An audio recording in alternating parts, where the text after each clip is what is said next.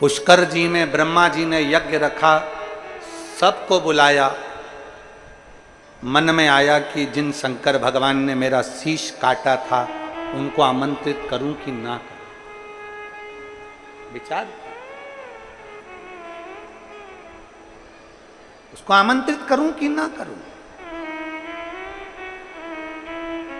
ब्रह्मा जी ने सबके पास निमंत्रण भेजा, पर शिव जी के पास निमंत्रण नहीं भेजा। आखिरी में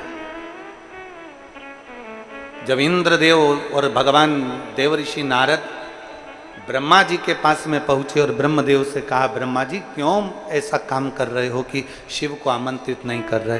राजा दक्ष ने यज्ञ रखा था और उस दक्ष के यज्ञ में शंकर को आमंत्रित नहीं किया गया था तो पूरा यज्ञ विध्वंस हो गया था। क्या तुमको मालूम नहीं? क्या तुम्हें ज्ञात नहीं है? क्या तुम जानते नहीं? शिव महापुराण की कथा कहती है, भीतर से अच्छे बनो, बाहर से तो अपने आप तुम अच्छे दिखने लगोगे। जब भीतर से अच्छे नहीं हो पाओगे तो बाहर से भी श्रेष्ठ नजर नहीं। अपने भीतर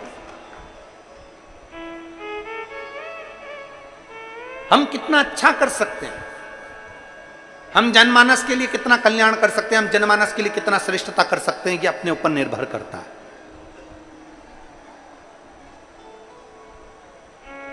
ये पत्रों का ढेर लगा हुआ है, बहुत सारे पत्र हैं। आज हम पत्र थोड़ा कम पढ़ रहे हैं, उसका कारण ये है कि पानी गिर रहा है ना, और पत्र पढ़ेंगे और तुम लोग यहाँ उठकर आओगे और तुम्हारी जगह पर कोई दूसरा बैठ गया तो फिर झगड़ा करोगे, इसलिए हम पत्र ही नहीं पढ़ रहे।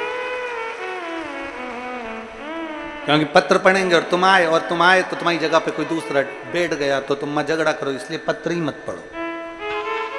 पत्र बहुत सारे हैं, ये रखे सारे भरे हुए, सब पढ़ सकते।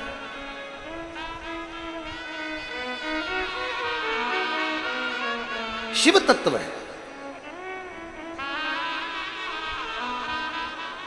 ब्रह्मा जी ने सबको बुलाया, शिव जी के पास में पत्र नहीं गया। भगवान ओगरदानी के पास में कोई सूचना नहीं गई कि ब्रह्मा जी के यहाँ पुष्कर जी में यज्ञ है। शिव जी के पास कोई सूचना, कोई सूचना। अच्छा हो बुरा हो जैसा भी हो, शंकर की सूचना, शिव महापुराण की सूचना, या शंकर का कोई पूजन हो, शिव का कोई अभिषेक हो, शंकर का यज्ञ हो, शिव का आनंद हो, तुम्हारे घर में कोई अच्छा कार्य हो रहा हो, तुम्हारी पड़ोसन से कितना भी झगड़ा हो, तुम्हारे रिश्तेदारों से कितना भी झगड़ा हो, तुम शादी में भले किसी को बुलाओ चाहे मत बुलाओ, वो अपनी जगह पर है, पर तुम्हारे यहाँ अगर कोई धार्मिक कार्यक्रम हो रहा है तो किसी से कितना भी झगड़ा है उसको भी निमंत्रण जरूर पहुंचाओ कि हमारे यहाँ धार्मिक कार्यक्रम।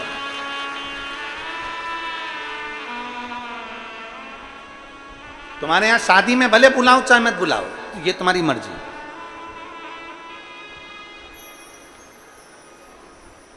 तुम्हारे बच्चे के विवाह में किसी को बुलाओ चाहे मत बुलाओ, तुम्हारी मर्जी है।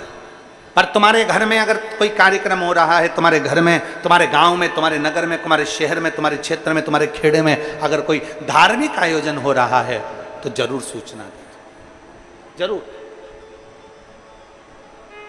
मैं श्री चंद्रकांत जी, श्रीमती पद्मनी साहू जी को, श्री भूपेन्द्र जी साहू जी को, श्री चंद्रशेखर जी को, धर्मेंद्र जी को, वीरेंद्र जी साहू जी को मैं धन्यवाद देता हूं। जैसे ये यजमान पद इनको प्राप्त हुआ, यजमान पद इनको प्राप्त हुआ, तो इन्होंने सबसे पहले अपने गांव में और अपने नगर में और अपने सारे रिश्तेदारों को सूचना करी कि शिव पुराण की कथा हमारे गांव गनौद में हो रही है, आओ शिव पुराण की कथा का लाभ लीजिए। ये कथा हो रही है और भगवान ने सौभाग्य दिया इस कथा के माध्यम से। ये हमारे ऊपर कहीं शिव की कृपा, कहीं शिव की उदारता हो रही है।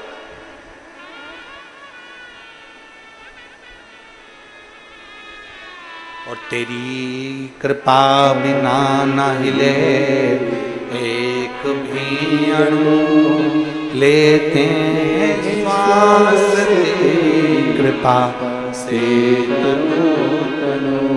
बखान क्या करूं मैं राखों के ढेर का, चपटी भभूत में खजाना कुबेर का।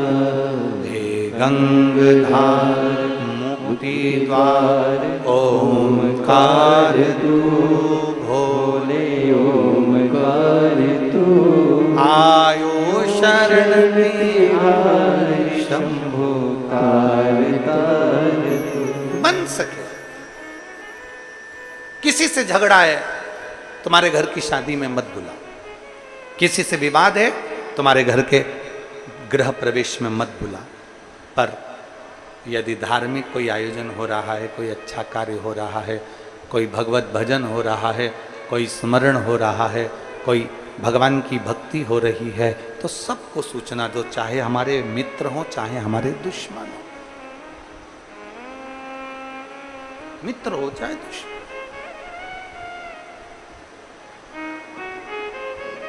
सूचना दो। शिव पुराण कर रही है, भगवान शंकर का चरित्र कर रहा है। ब्रह्मा जी ने निमंत्रण नहीं दिया,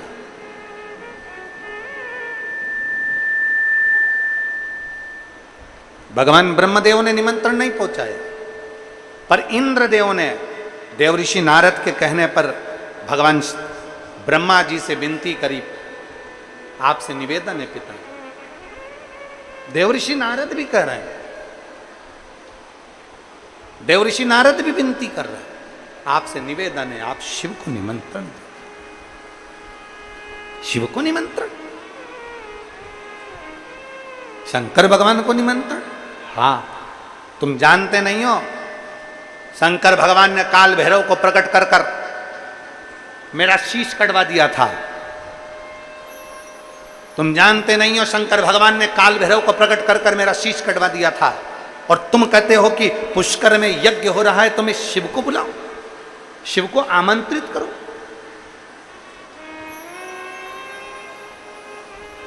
फिर निवेदन है शिव महापुराण कथा के माध्यम से कि बदला लेने की भावना मत रखो। शिव महापुराण कहती है कि खुद को बदलने की भावना रखो। बदला लेने से कोई सुख नहीं मिल सकता।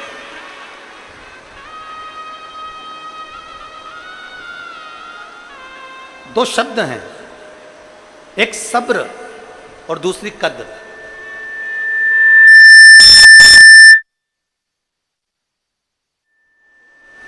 दो शब्द हैं, एक सब्र है, दूसरा कद्र है।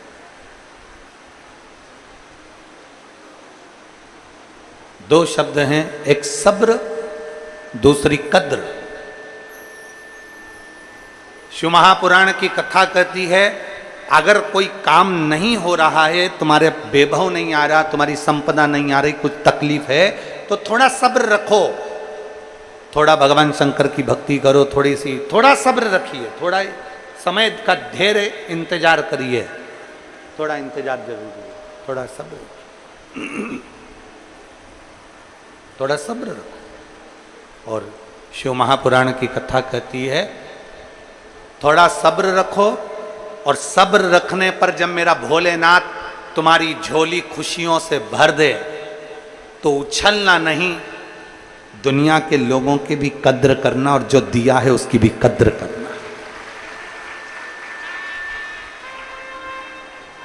सब्र और कद्र दो शब्द, एक पहले सब्र रखिए फिर कद्र करिए,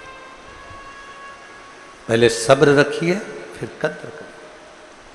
जो दिया, थोड़ा दुख है, थोड़ा तकलीफ है, थोड़ा कष्ट है, थोड़ा दुख का समय है, थोड़ा कष्ट का समय है, थोड़ी थोड़ी सावधानी रखो, थोड़ा शांति रखो।